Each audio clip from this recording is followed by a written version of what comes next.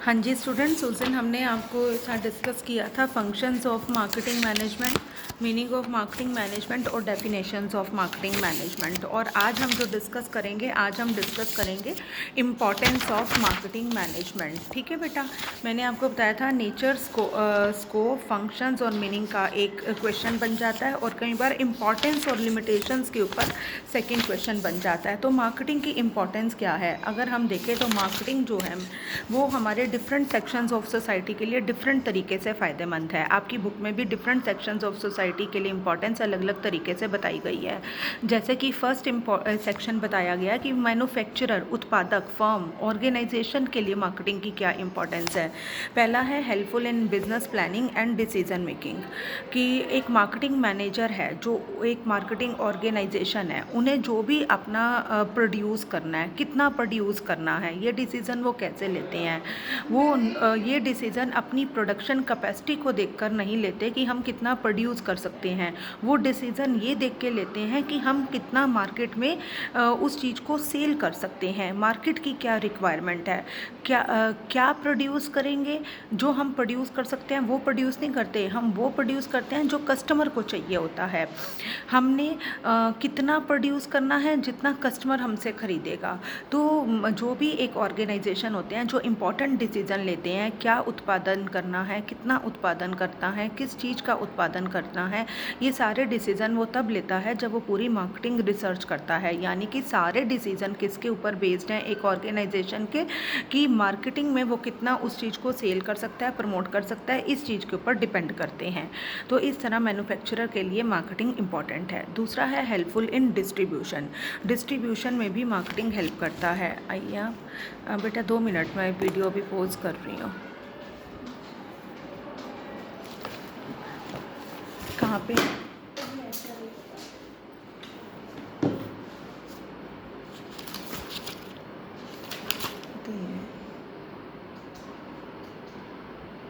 इसकी डिडक्शंस, इसकी डिडक्शंस नहीं, वही मैं ना ढूंढ रही थी। वो तो डिडक्शंस के चैप्टर में मिलेगा, यहाँ थोड़ी वैसे मिलेगा। ये वाला मैं देख रही थी, इसके अंदर आप बोल रहे थे ना। नहीं, ये तो 3 चीज़ें हमें क्लियर ही होती हैं हमेशा, ये तो डिडक्शंस में मिलेगा ना।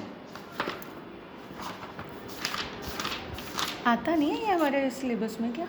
ये इसके अंदर डिडक्शंस वगैरह आती नहीं है? डिडक्शंस मैम वही है ना, कई बच्चे करते हैं कई नहीं करते, क्योंकि 4th यूनिट में बहुत सारे चैप्टर्स हो जाते हैं।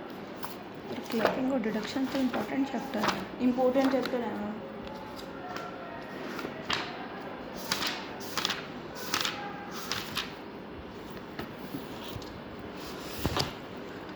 एक तो आप इसको पूरा रीड कर लेना, ये वाली, ये अब आप सब टैक्स कमेटी में आओगे तो ये चीज़ें ना हमें पता होनी चाहिए, ध्यान से पढ़ लेना, ये हमारे यहाँ काफ़ी काम आएगा। और लाइफ इंश्योरेंस, इंश्योरेंस का, मेडिकल इंश्योरेंस, लाइफ इंश्योरेंस कौन है, अब डिसेबिलिटी वाला पढ़ लेना, क्योंकि ये सोनिया कभी भी क्लेम कर सकती हैं ना। मेडिकल इंश्योरेंस हम अर्चना मैम क्लेम करते हैं, पूनम मैडम करते हैं। और ये देखो, ये इंटरेस्ट ऑन, ये अर्चना मैडम करते हैं क्लेम, तो ये पूजा सिंह मैडम क्लेम करते हैं। तो ये चीज़ें ना, हाँ हमारी मतलब डिडक्शन ना कहीं टैक्स में आएंगी ही आएंगी। वो कहाँ पे है इसमें, HRA वाली डिडक्शन का, in respect of rent paid, ये रहा ना, तो रेंट है, HUF सर।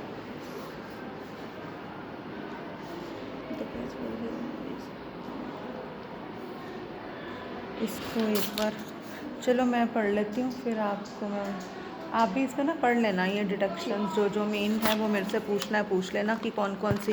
कई लोग डोनेशंस की मांगते हैं हमसे क्लेम, क्योंकि अब सब इनकम टैक्स कमेटी में पूरा कॉमर्स डिपार्टमेंट आएगा। अच्छा। तब हमें ये बारीकियाँ पता होनी चाहिए, अगर हम पढ़ेंगे तभी आएंगी। आज तो मुझे दे दो बुक, हाँ जी, मैं पढ़ लेती हूँ, फिर उसके बाद आपको दे दूँगी मैं, कोई बात नहीं है, मैं चैप्टर, हाँ ले लो जो लेना है। मैं फिर थोड़ी देर में ले जाऊँगी। हाँ, ये चाहिए पढ़ाना है आज? हाँ। कितने बजे ले जाऊँगी, कोई बात नहीं मैम। नहीं, आप देख लो, आपका लेक्चर पहले इंपॉर्टेंट है ना, लेक्चर ले लो, उसके बाद मैं पढ़ लूँगी। मुझे पढ़नी थी, मतलब नेक्स्ट के लिए। अच्छा, तो कोई बात नहीं, मैं जब भी टाइम होगा वो ले लूँगी। कोई बात, मैं आपको पढ़नी है पढ़ लो, 11:30 मुझे दे देना, मैं 11:30 तक रिकॉर्डिंग करूँगी, आप पढ़ लो, फिर आपका काम हो जाएगा ना, मैं आराम से पढ़ लूँगी, मेरे को टाइम लगेगा। Helpful in distribution. अब हमारा इसमें सेकंड पॉइंट है कि डिस्ट्रीब्यूशन में भी मार्केटिंग हेल्प करता है। देखो, एक मैन्युफैक्चरर कब सर्वाइव करता है, जब मान लो मैंने एक ब्रेड बनाई मैंने फ़रीदाबाद में। अब मेरे को दिल्ली से कस्टमर ब्रेड ख़रीदना, मैं उसे बेचना चाहती हूँ, मैं गुड़गांव में बेचना चाहती हूँ, मैं सोनीपत में बेचना चाहती हूँ। क्या एक 20-30 रुपये की ब्रेड के लिए कोई कस्टमर मेरे डोर स्टेप पे आएगा? नहीं आएगा। तो इसके लिए मैन्युफैक्चरर के लिए क्या ज़रूरी होता है कि जो भी प्रोडक्ट आपने बनाया है उस प्रोडक्ट को कस्टमर के डोर स्टेप तक पहुंचाए, ताकि कस्टमर कन्वीनियंस के अकॉर्डिंग अपने घर के पास से उस प्रोडक्ट को खरीद सके। तो यहाँ पे जो डिस्ट्रीब्यूशन का काम है ये मार्केटिंग मैनेजर करता है, ये ऑर्गेनाइजेशन के लिए इम्पॉर्टेंट है। आगे है हेल्पफुल इन इंक्रीजिंग प्रॉफिट। देखो, एक ऑर्गेनाइजेशन में बहुत सारे जो प्रोडक्ट है, प्राइस है, प्लेस है, प्रमोशन है, 4 P की मैं सिर्फ बात करूँ अगर तो आपका सिर्फ जो ये प्रमोशन वाला मार्केटिंग वाला पार्ट है जिसमें प्रोडक्ट बिकता है, सिर्फ वो रेवेन्यू जनरेट करता है। बाकी प्रोडक्ट, प्राइस, प्लेस, ये तीनों कॉस्ट हैं आपके लिए। ये आपके लिए, आपके ऑर्गेनाइजेशन में जितनी एक्टिविटीज़ होती है ना, सब पे पैसा ऑर्गेनाइजेशन को खर्च करना पड़ता है। लेकिन मार्केटिंग एक ऐसा उसका फंक्शन होता है जिससे रेवेन्यू जनरेट होता है, पैसे ऑर्गेनाइजेशन में आते हैं, cash comes in through marketing. तो मार्केटिंग इम्पॉर्टेंट है एक ऑर्गेनाइजेशन के लिए, क्योंकि इसी के बेसिस पे उसके प्रॉफिट बढ़ते हैं। आगे है helpful in communication between firm and society. देखो, मैन्युफैक्चरर और कस्टमर दो अलग अलग जगह पे बैठे होते हैं। मैन्युफैक्चरर, जैसे मैंने बताया फ़रीदाबाद में मैंने एक ब्रेड बनाई तो मैं मैन्युफैक्चरर हूँ, पर ये प्रोडक्ट मेरा ऑल ओवर इंडिया अगर बिक रहा है तो कस्टमर तो बहुत दूर दूर बैठा है।